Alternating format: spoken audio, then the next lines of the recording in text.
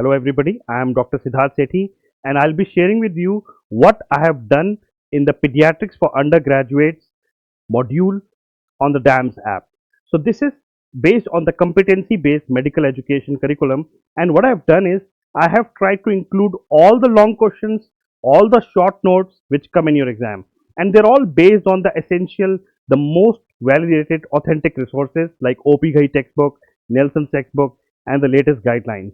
So I have tried to include all the latest important guidelines which undergrads need to know from Indian Academy of Pediatrics, from American Academy of Pediatrics. All concise guidelines are in the app. So if you go on the app and you click on pediatrics, you will be able to see all the sections. And what I'll do is I'll show you a snapshot of all the sections here. So when you go on the app and click here, you'll see that there are almost 20 sections,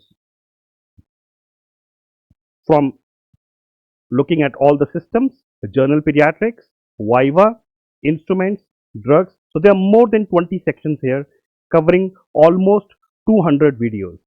So what I'll do is I'll click on the newborn section, and on the newborn section you can see that I have covered all the short notes which are important for the undergrad exams, almost 40 short notes which are important.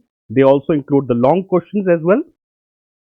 So once we go to the other short notes and guideline related presentations, so there are presentations based on the latest guidelines of resuscitation.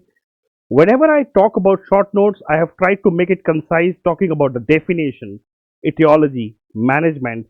So it is concise for your whole short note and the long questions as well. Now, there is a whole section on Viva drugs where all the important drugs are mentioned, which are always asked in the exam.